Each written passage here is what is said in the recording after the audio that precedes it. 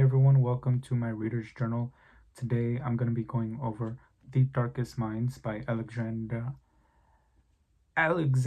Bracken. I've been trying to record this intro for I want to say 5 minutes now, and the name Alexandra or the word journal keeps coming out wrong. So I'm gonna just keep this clip. But anyways, I have been meaning to read this book for many years. I've had it in my bookshelf since the year that the movie came out because I watched the movie first and I enjoyed it, so that made me want to buy the series, so I did, and I haven't read it until this year. So I finally did read the series, and well, not the series. I finally read the first book, and I've been enjoying it. Also, side note, if you watch my past videos, you would notice that I am sitting in a different spot in my room. In the past, I've sat in front of my bookshelf, but I didn't feel like setting it up today, so we're just gonna set it up right here. And I'm fine with this background. So we're gonna start with the book. I enjoyed it for the most part. It was easy for me to follow, and I knew a lot of the context of the story because I watched the movie. Now, when I read the book, I wasn't judging it based on the movie because, again, I watched the movie the year it came out, and I'm not the type of person that's gonna remember the movie that well when I watched it so many years ago. So part of the reason why I'm doing these videos is because with movies that I see or even books that I read, if it's been like X amount of years after I've read it, I'm not gonna remember it. Like I'm gonna remember gist of it. I'm not gonna remember details. I'm not the type of person to just remember details based on a book that I read years ago. If I'm gonna remember something, it's because I'm actively reading it, actively learning it. So this book, I read it. I'm gonna be frank with you. It is October when I'm recording this. I read this book back in July. I read this book back in July. Do I remember all of this book? Not a chance. Do I remember most of the details? I want to say most of them, but again, that's been July. If it's July next year, I'm gonna remember a little bit of the book. But anyways, book one. Like I said, I read this book back in July. It is October. Have I been good with recording these videos?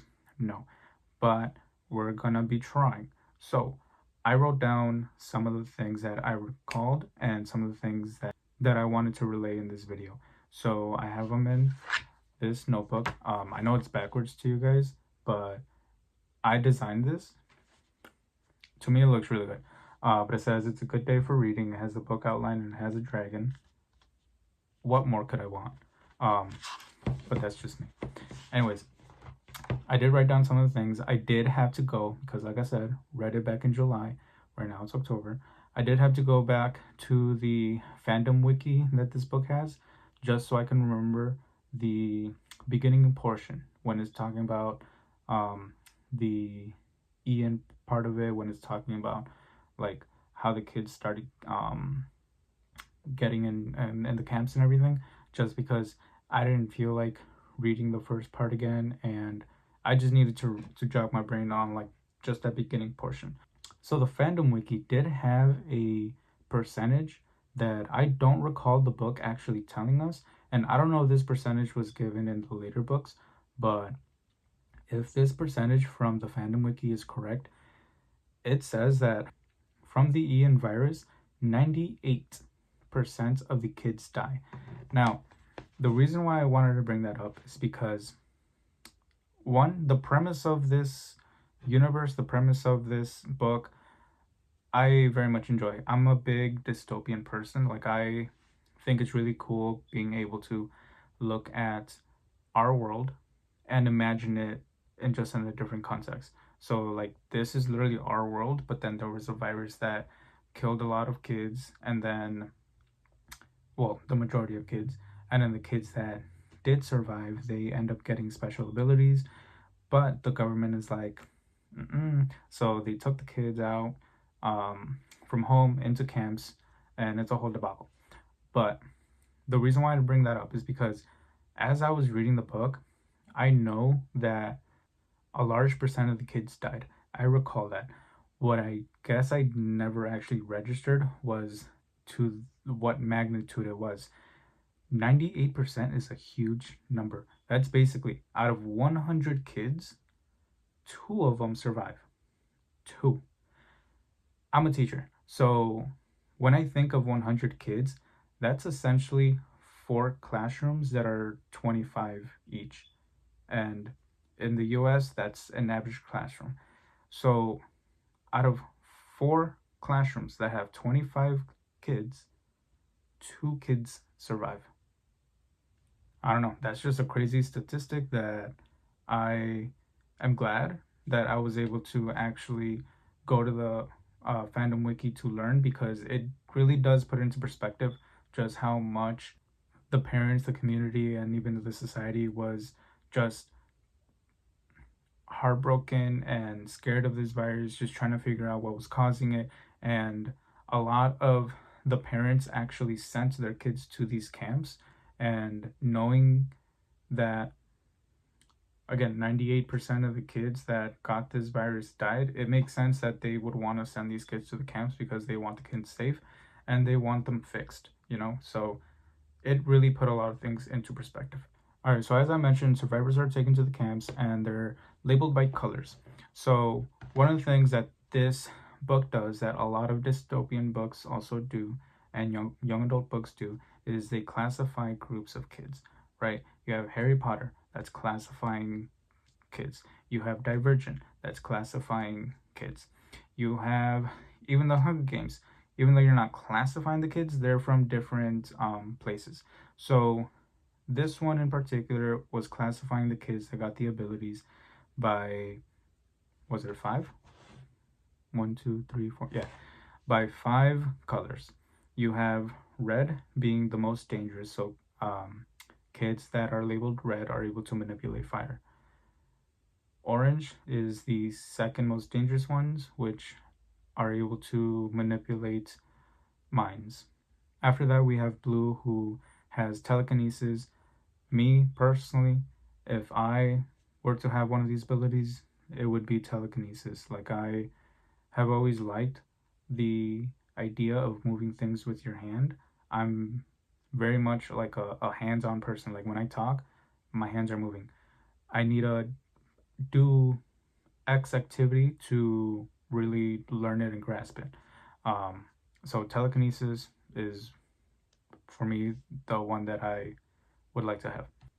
So the final two are yellow, which are able to manipulate electricity, and the least powerful one, the least threatening one to the government, is green, which would be like the kids that don't necessarily have power that they're manipulating, but they're just really smart. And I'm really hoping, and this is just a thought I'm having right now, I'm really hoping that greens are actually able to do something else. But I doubt it. But it's just a wishful wish. So our main character, Ruby, is an orange, and she is able to manipulate minds. She doesn't know how to control it, but she has that ability. And what I really like about this choice is the fact that she's not a red. So she's not like the most powerful. A lot of the times I think authors will decide to make the main character the most powerful. That way we're following that character because they think it'd be the most interesting one. And for this series in particular, I do like that Ruby isn't orange, because one, it still makes her powerful. Even if she ended up being a green, I think she would still have a good story, being a really smart character. But being an orange really allows us to get into that mind manipulation portion of this world, and it also gives her like an obstacle that she's gonna have to face in the future. Like, if she has to go against someone who's a red, how is she going to overcome that when she's just orange, you know? So I do like the idea, and I do like the choice of her being an orange and not red, because it gives her an obstacle. She's not overpowered right away. She, again, even though she is like, her group is like the second most powerful one, again, these are according to the government, but even though she is in that top tier, she also doesn't know how to use it. And I think that's a really good choice that the author made. All right, so next I wrote Ruby befriends Sam. Ruby accidentally erases herself from Sam. This I wanted to talk about because I think it's the most heartbreaking thing that I have read in a good minute. And one is because I haven't read a lot in a good minute, but two, it's because just the simple fact that, again, she has this power to manipulate minds, but she doesn't know how to control it. So she is talking to Sam. She's trying to, if I remember correctly, I think she was trying to comfort Sam, and she accidentally erases herself from Sam's memory. And the reason why I say it's heartbreaking is because one, you're erasing yourself from someone's minds. Like you no longer exist to them. Anything that they felt towards you, any memories that they had about you is gone. And also, Sam was Ruby's only friend in the camp. So having your only friend forget about you, forget about it. That's sad. Like that is really tough on her. And for the rest of this book, we don't see Sam because, but I really do hope that we see Sam in a future book.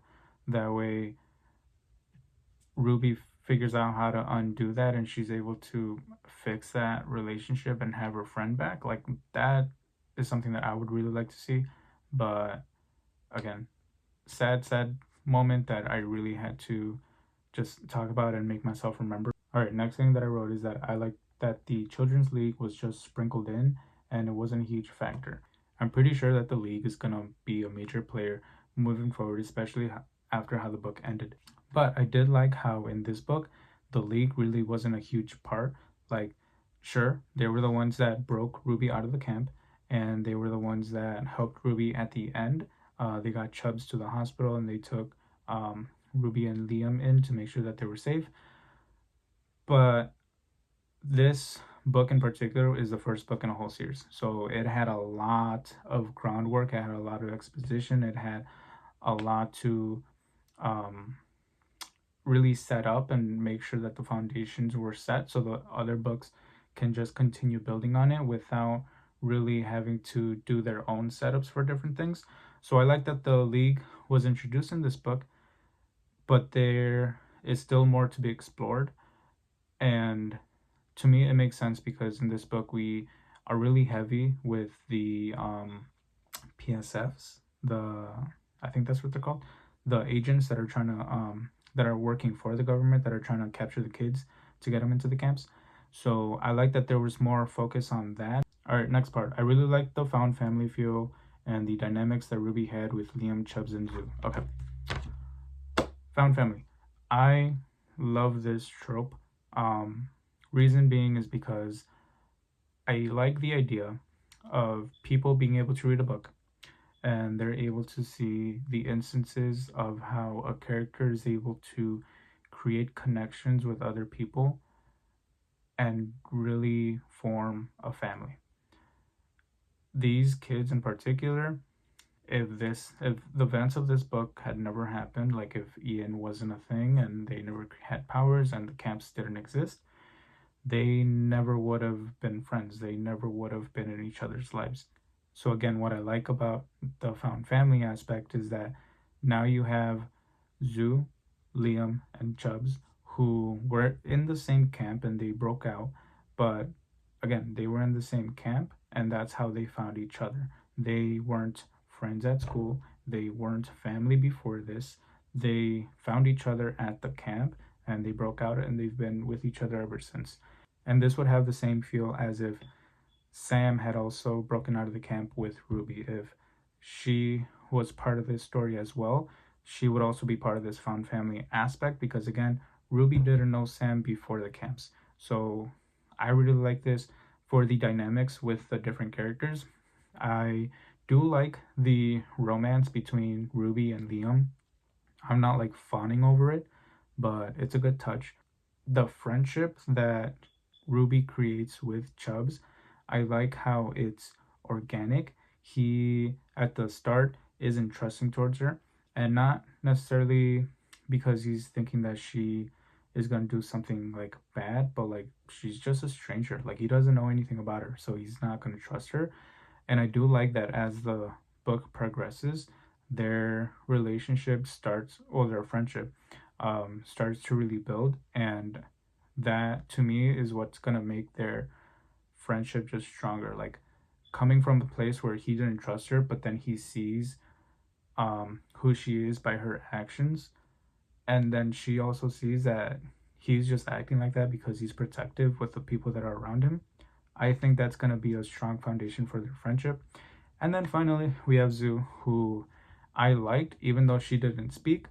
I did like the relationship that Zoo and Ruby have, because it's a very much sibling relationship where you have Ruby becoming basically an older sister for Zoo, and Zoo is now able to really get that female comfort within this group, where in the past she only had like male comfort.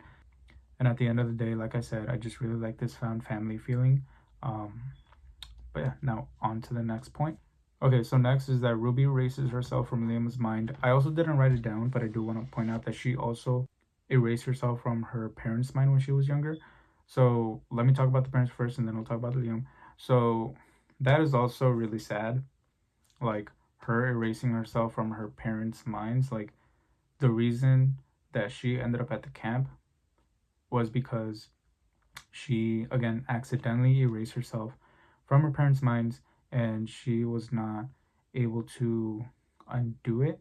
And then when her parents were like, "Who are you? Like you're just a random child in my house," then they called the government, the PSF agents, whatever, and she got taken to the camp. Sad, right? Okay, next, Liam.